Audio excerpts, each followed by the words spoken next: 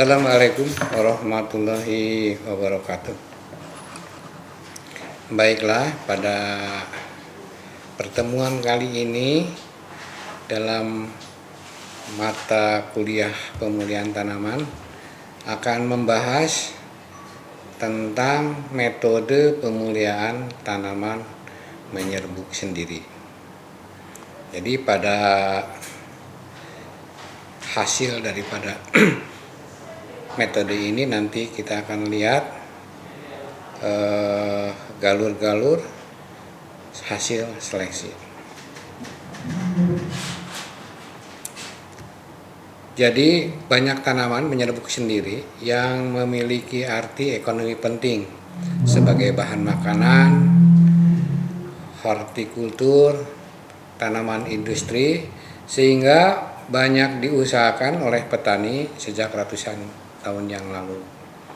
Misalnya tanaman yang menyerbuk sendiri itu adalah padi, gandum, kedelai, kacang tanah, tomat, terong, ada tembakau, kapas.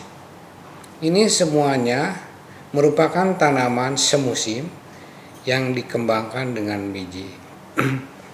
Dengan cara seperti apa? Yaitu dengan cara melakukan penyerbukan sendiri. Usaha perbaikan tanaman tersebut sudah lama dilakukan dan makin maju setelah ditemukannya hukum Mendel pada ilmu genetika. Hukum Mendel sangat terkenal dan ini sebagai landasan di dalam pengembangan pemulihan tanaman, yang terutama melalui hibridisasi persilangan yang dilanjutkan dengan seleksi, sehingga banyak keberhasilan yang dicapai, terutama adalah dihasilkannya varietas-varietas baru sesuai harapan petani. Usaha menciptakan varietas baru yang diinginkan tidaklah mudah, sebab dipengaruhi oleh banyak faktor, baik di dalam pemilihan tetua maupun proses seleksi. Sasarannya adalah dari metode pemulihan tanaman menyerbuk sendiri itu adalah homozigous dan homogenous dengan sifat unggul, kecuali varietas hibrida heterozigous homogenous. Nah, apa yang dimaksudkan dengan homogenous itu adalah pasangan alel yang mengendalikan suatu sifat sama. Ya, kalau misalnya A besar, atau A kecil, A kecil. Dan homogen dalam pengertian seragam. Jadi sasarannya adalah homozigous dan homogen. Jadi seragam karena homozigous. Peran seleksi amat penting untuk memperoleh sifat sesuai harapan, sehingga metode tertentu yang sesuai akan membantu perbaikan sifat secara efektif. Dasar genetik tanaman menyerbuk sendiri. Jadi kita berlandasan genetika. Jadi tanaman menyerbuk sendiri tadi yang sasarannya homozigous, homogenous. Jadi populasi tanaman menyerbuk sendiri adalah homozigous dan homogenous. Tanaman menyerbuk sendiri umumnya homozigous. Sehingga tanaman yang mulanya heterozigot, keragaman genetiknya akan menurun bila terjadi penyerbukan sendiri yang terus menerus. Nah, jadi kalau misalnya tanamannya heterozigot, apabila dia melakukan penyerbukan sendiri secara terus-menerus, maka nanti akan mengarah kepada homozigot. Susunan gen pada masing-masing alel akan menuju homozigositas, sehingga susunan genetik di dalam tanaman semua atau sebagian besar adalah homozigot. Nanti kita mungkin 99 sekian persen akan diperoleh homozigot. Walaupun secara alami selalu ada peluang terjadi penyerbukan silang, tetapi proporsinya ya sangatlah kecil. Terjadinya homozigositas dapat berlangsung cepat atau lambat. Nah, ini apa yang menyebabkan? Ini tergantung pada jumlah pasangan alel yang heterozigot. Jika ada satu pasangan alel heterozigot A besar A kecil, maka jumlah keturunan yang heterozigot akan menurun separuhnya jika terjadi penyerbukan sendiri. Maka proporsi tanaman homozigot akan makin meningkat dengan makin lanjutnya generasi. Makin besar gen berbeda, maka diperlukan generasi semakin lanjut untuk mencapai homozigositas yang sangat tinggi. Jadi yang sangat menentukan adalah tadi seberapa banyak gen ya yang heterozigot. Terjadi peningkatan homozigot secara cepat walaupun ada pasangan gen heterozigot pada awal generasi segregasi. Kita lihat sekarang pada gambar ini ya. Misalnya apabila kita menyilangkan satu pasang alel, misalnya A besar disilangkan dengan A kecil, maka akan diperoleh yang heterozigot A besar A kecil. Nah, apabila A besar A kecil ini menyerbuk sendiri ya, jadi A besar A kecil kawin dengan A besar A kecil artinya menyerbuk sendiri, maka turunannya akan diperoleh 25% A besar, 50% A besar A kecil, dan 25% A kecil. Terlihat di sebelah kiri adalah 25% A besar, ini homozigot. Yang sebelah kanan 25% A kecil. Jadi kalau digabung itu menjadi 50% yang homozigot dan yang heterozigot 50%. Selanjutnya yang heterozigot yang 50% A besar A kecil ini, apabila dia menyerbuk sendiri atau kawin dengan sesamanya yang heterozigot, maka akan dihasilkan 3 lagi kelas, yaitu dari 50% ini 12,5%-nya adalah homozigot A besar, 25% A besar yang heterozigot A besar A kecil, dan 12,5% itu A kecil. Nah, karena yang sebelah kiri kita lihat dan yang sebelah kanan, yang sebelah kiri yang A besar yang tadi 25% yang dari awal tadi, maka apabila dijumlahkan dengan hasil dari segregasi yang berikutnya, jadi 25% ditambah 12,5% A besar, maka menjadi 37,5% A besar. Demikian pula yang A kecil yang homozigot, 12,5% A kecil ditambah dengan 25% A kecil menjadi 37,5% A kecil. Selanjutnya yang heterozigot akan bersegregasi lagi kalau terjadi perkawinan sendiri atau menyerbuk sendiri. Alhasil, jadi setelah mulai generasi kelima, yaitu menjadi proporsinya adalah 46,875% A besar, 46,875% A kecil. Jadi kalau dijumlahkan, maka heterozigotnya makin homozigotnya, homozigotnya makin meningkat. Sementara yang heterozigotnya menurun, dimulai dari 50% menjadi 25%, menjadi 12,5%, menjadi 6,25% dan menjadi 3,125% yang heterozigotinya. Itu di dalam satu populasi setelah terjadi penyerbukan. Itulah genetik yang mendasari tanaman menyerbuk sendiri. Jadi sasaran tanamannya dulu adalah homozigos dan homogenus. Jadi kalau homozigos tentu harapannya mesti akan homogen karena genetiknya sama. Seleksi setelah hibridisasi dihentikan jika populasi tanaman kembali menjadi homozigos dan homogenus. Jadi pada keturunan kelima ini mulai dilakukan penggaluran. Jadi pada keturunan ke-7 F7 tanaman homozigot dan homogenus. Hampir 100% tanamannya homozigot. Nah, metode pemulihan yang biasa dilakukan untuk tanaman yang menyerbuk sendiri itu ada beberapa cara. Yang pertama adalah introduksi, yang kedua seleksi massa, yang ketiga seleksi galur murni, yang keempat hibridisasi yang diikuti dengan seleksi pedigree, backcross, dan SD.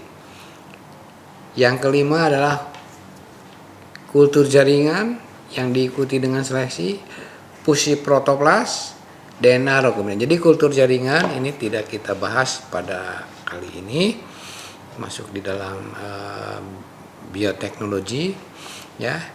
Pussyprotoplas itu adalah penggabungan protoplas, jadi seolah-olah hibridisasi tingkat sel dan rekombinasi DNA. Nah, ini bagian daripada bioteknologi. Nah, sekarang kita lihat apa itu introduksi. Introduksi paritas baru dapat diperoleh dengan cara memasukkan suatu genotip dari luar negeri. Jadi memasukkan paritas baru yang selanjutnya dilakukan uji adaptasi ya, karena tentu lingkungannya berbeda, kita lakukan uji adaptasi. Kemudian uji produksi dan ketahanan terhadap hama dan penyakit. Jika lebih unggul dibanding varietas pembanding yang sudah ada di kita, maka varietas introduksi ini dapat dilepas menjadi varietas baru. Nah, masalah yang dihadapi pada tanaman introduksi, baik sebagai sumber ragam maupun sebagai calon varietas baru, adalah penanganan dalam mempertahankannya sebagai koleksi dan evaluasi. Jadi koleksi dan sebagai koleksi ini harus kita lakukan selalu evaluasi. Diperlukan lembaga khusus yang menanganinya dengan konsekuensi biaya dan tenaga yang cukup banyak. Jadi koleksi tanaman introduksi dikelompokkan menjadi 3. Tanaman yang telah dimuliakan, tanaman asli, tanaman liar. Ya.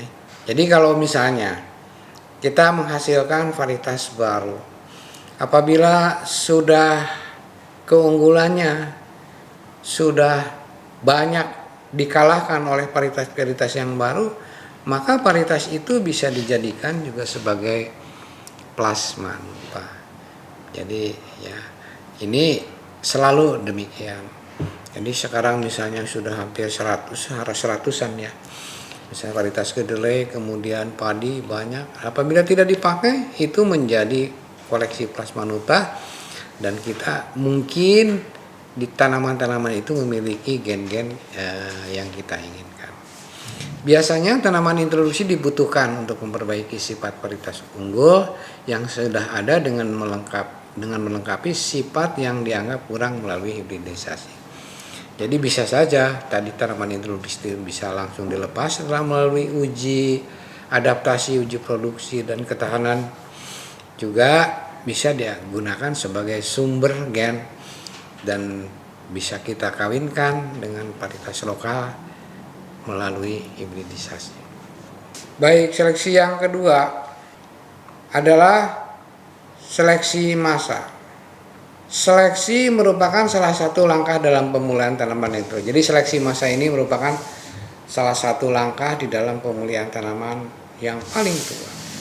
Seleksi pada awalnya hanya berdasarkan perasaan dan apa yang dianggap baik untuk ditanam pada generasi berikutnya. Jadi saudara barangkali hanya milih ya tanaman yang terlihat baik saja, kemudian tanaman itu hasilnya bagus, itu dasarnya banyak dengan perasaan, oh ini juga tahan terhadap hama misalnya, dengan perasaan seperti itu saja ya, yang diambil, diseleksi dan digunakan untuk generasi yang berikutnya. Seleksi berkembang setelah ditemukan berbagai teknik seleksi. Ya, jadi ada berbagai cara nih seleksinya sekarang. Seleksi pada tanaman menyerbuk sendiri digunakan secara seleksi individu tanaman untuk memperoleh tanaman homozigot. Seleksi dapat terjadi secara alami maupun buatan. Jadi alam juga andil ikut serta di dalam menseleksi tanaman. Karena di situ terjadi tanaman-tanaman mana yang memiliki ketahanan terhadap lingkungan yang selalu terus berubah. Kemajuan hasil seleksi tergantung pada ragam genetik, materi dasar, ya, serta penggunaan metode seleksi yang tepat. Jadi kita ingat, jadi pemulihan ini akan berkembang kalau ada ragam. Ya, ragam itu bisa terjadi dan bisa kita buat. Ya, kita buat misalnya dengan cara hibridisasi tadi.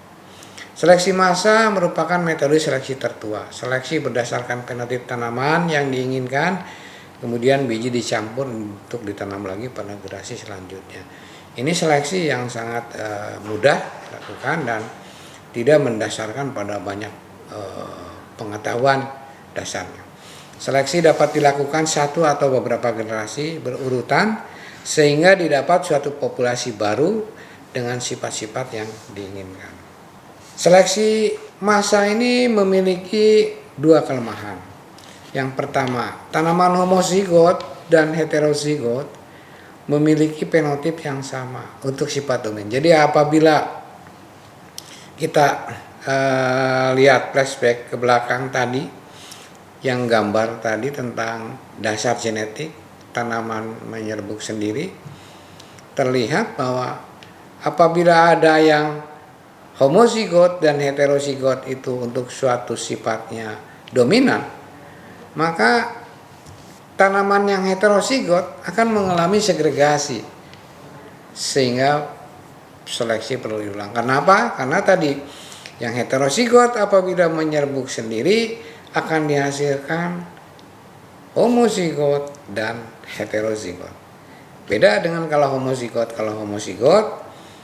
akan dihasilkan apabila menyerbuk sendiri akan dihasilkan tetap homozigot. Yang kedua, kelemahan yang kedua dari seleksi massa adalah lingkungan mempengaruhi pertumbuhan dan penampakan tanaman sehingga menyulitkan penilaian apakah tanaman yang kelihatan baik disebabkan oleh faktor genotip atau oleh lingkungan. Nah, ini di dalam pemulihan ini kalau saudara minat di dalam pemulihan, kita bisa memisahkan faktor genotip dan faktor lingkungan. Ya, dengan metode tertentu, dengan cara tertentu, analisisnya kita bisa menilai bagaimana pengaruh lingkungan atau pengaruh genotip. Paritas hasil seleksi massa dapat terdiri atas genotip yang berbeda. Biasanya perbedaan ini pada sifat kuantitatif. Jadi hasil seleksi massa itu karena kuantitatif ini sifatnya adalah sangat dipengaruhi oleh lingkungan. Nah, sementara untuk sifat kualitatif seperti ukuran biji, kemasakan, warna biji atau buah, ketahanan hama penyakit diusahakan sama. Mengapa diusahakan sama? Karena sifat kualitatif sedikit dipengaruhi lingkungan atau sama sekali tidak dipengaruhi oleh lingkungan. Jadi karena sifat kualitatif secara fenotip lebih mudah dinilai. Jadi kita gampang ya, misalnya warna biji ya putih, kuning dan lain sebagainya. Itu mudah di. Nah, kecuali yang kuantitatif. Jadi kalau kuantitatif bisa jadi kalau kita tanam sekarang A, bisa jadi hasil pada musim yang akan datang menjadi B. Kenapa? Karena sangat dipengaruhi oleh faktor lingkungan. Ini adalah prosedur seleksi massa. Kita lihat di populasi campuran yang masuk dalam generasi 0, ini kita lakukan seleksi fenotip yang unggul.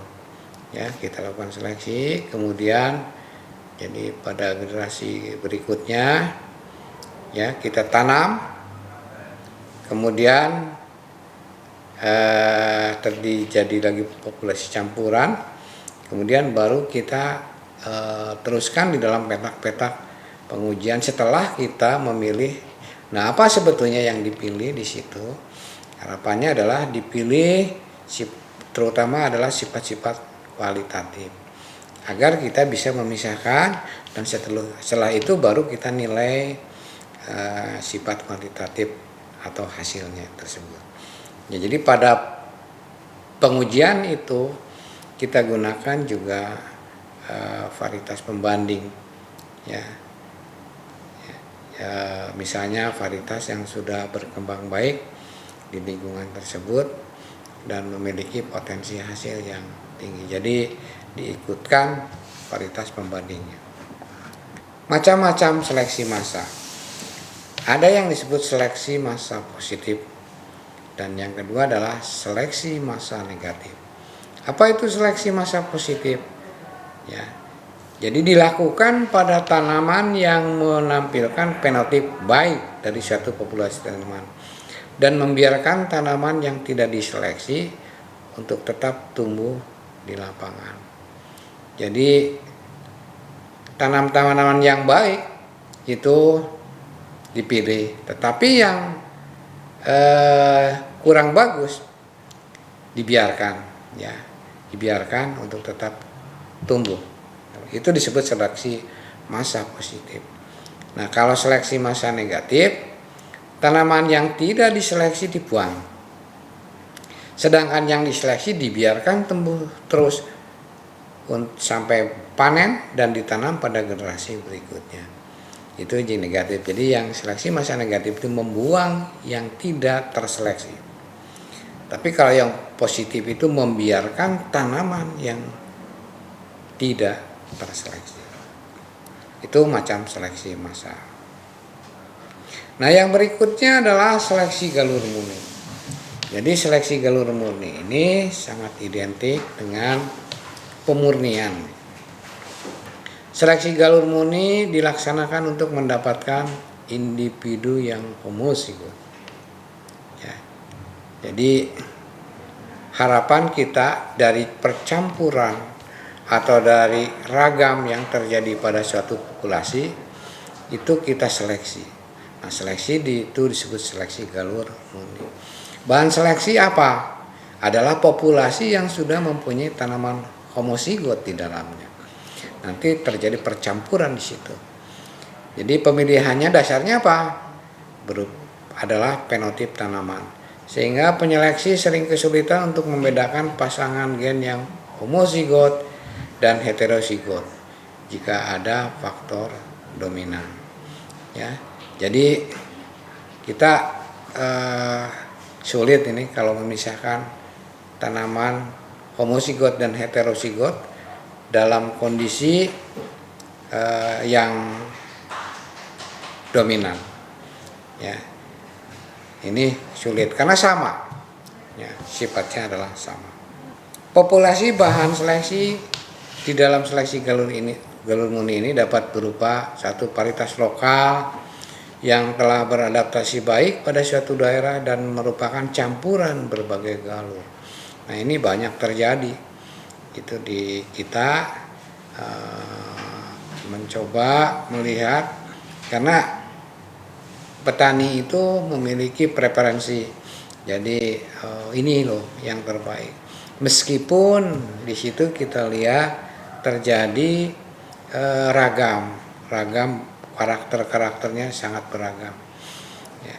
Nah, ini biasanya varietas lokal yang telah beradaptasi baik.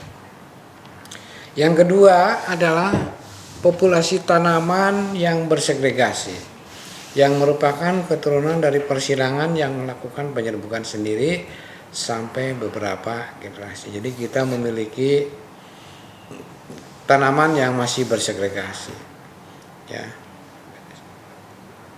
Generasi berapa?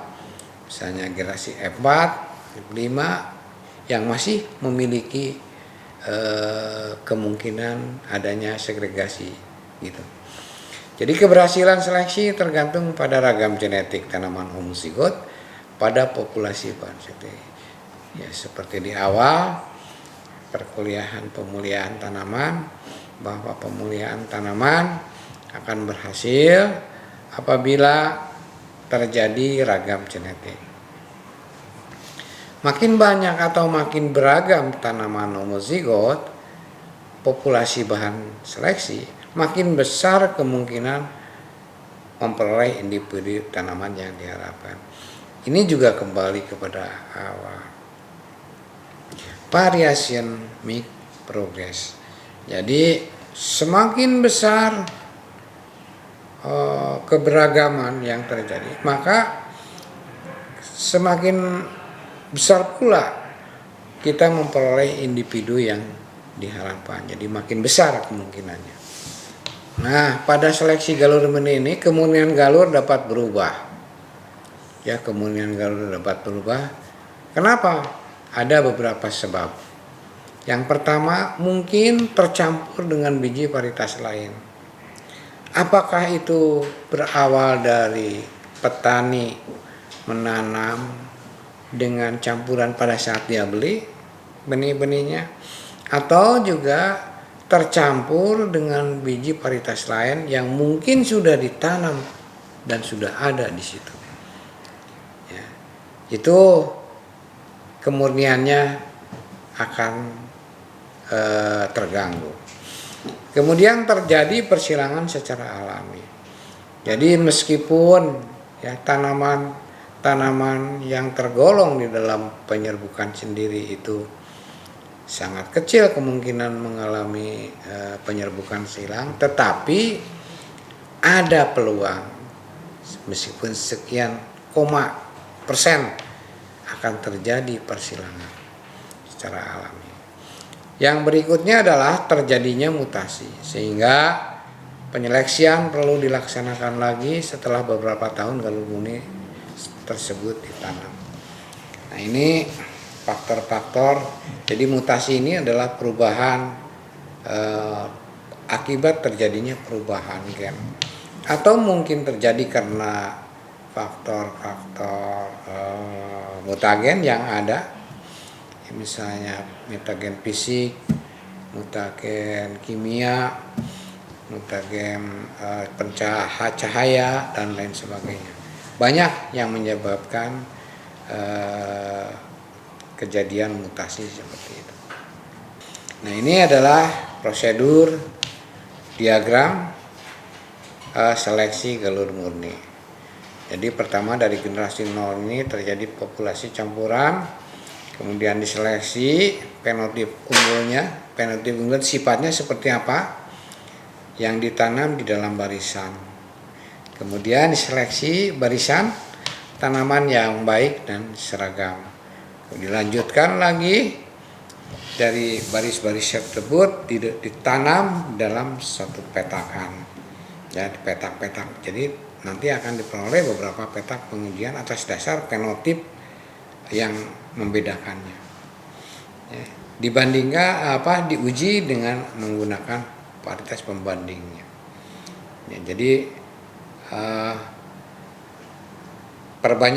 kemudian setelah itu kita lihat bagaimana fenotipnya, bagaimana karakternya, bagaimana hasilnya setelah dilakukan dibandingkan dengan pembandingnya.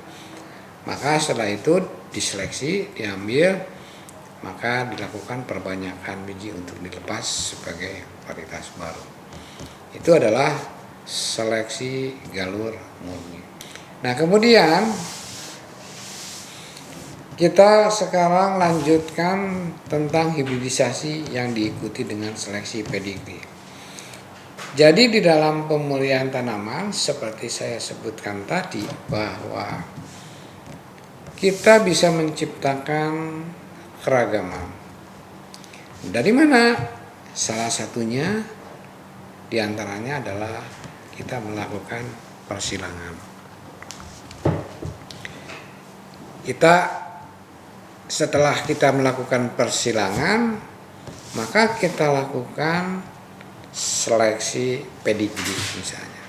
Jadi seleksi pedigree ini adalah seleksi atas dasar keturunannya. Jadi prinsip seleksi pedigree itu seperti apa? Seleksi dilaksanakan pada generasi awal F2 dengan tingkat segregasi yang tinggi. Seleksi awal dilakukan terhadap individu berdasarkan fenotip yang kemudian ditanam di dalam barisan. Seleksi dilakukan berulang terhadap individu terbaik dari famili terbaik sampai tercapai tingkat homogenitas yang dikehendaki. Yang 4, silsilah dari setiap galur tercatat, diketahui. Umumnya digunakan untuk karakter dengan heritabilitas artis sempit yang tinggi. Nah ini, jadi seleksi ini biasanya akan efektif untuk karakter-karakter dengan heritabilitas artis sempit yang tinggi. Artinya apa? Jadi varian aditifnya yang tinggi. Nah ini adalah hibridisasi yang diikuti seleksi pedigree prosedurnya. Jadi tetua 1 dikawinkan dengan tetua 2, maka akan dihasilkan F1. F1, jadi kalau F1-nya banyak dari tetua 1 dan tetua 2 yang sama, maka kita lanjutkan menjadi F2. Nah, F2 ini adalah keragaman yang terjadi paling tinggi dari suatu persilangan. Nah, dari F2 ini kemudian diseleksi ini. Seleksi yang apa? Terutama adalah seleksi terhadap yang memiliki heritabilitas artis sempit yang tinggi. Ya, kemudian dilanjutkan menjadi F3 yang terseleksi, terus dilanjutkan menjadi F3, F4 sampai F8. Nah, jadi sampai F6. Jadi kemudian F7 kita sudah memiliki galur-galur. Jadi maka ditanam pada petak-petak pengujian. Tentu kita sertakan pembandingnya agar kita bisa melihat hasil seleksi kita terhadap pembanding. Biasanya pembandingnya itu varietas yang sudah varietas unggul nasional yang sudah beradaptasi di suatu wilayah, dan juga seringkali para pemulia menyertakan tetua 1 dan tetua 2-nya.